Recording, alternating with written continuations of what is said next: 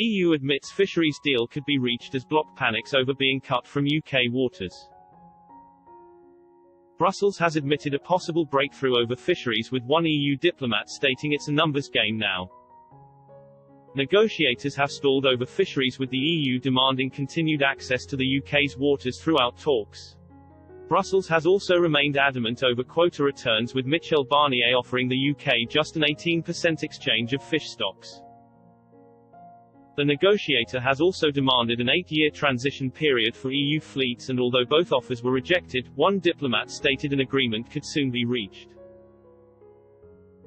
One told the Daily Telegraph, "It's a numbers game now."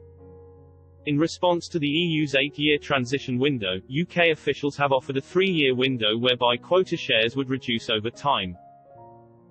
Such is the state of affairs. Mr. Barnier had even declared the UK's threat to cut off access as unacceptable.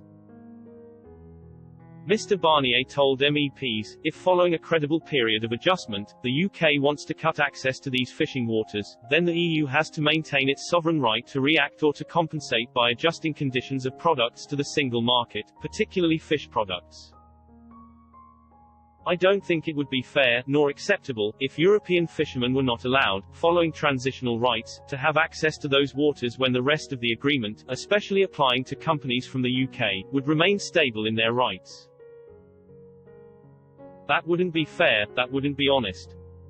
Mr. Barnier had also briefed fisheries ministers in France, Holland, Belgium, Ireland and Denmark to discuss the matter. If access were cut for European fleets, there are fears French fishermen may blockade UK fleets at ports. Although the EU fishes heavily in the waters around the UK, British fishermen send large amounts of stock to France for it to be processed.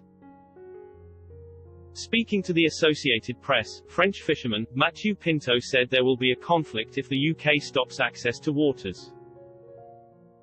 He said, "There will be war. Let's not hide it. There will be war. A no-deal Brexit will already impact us hugely.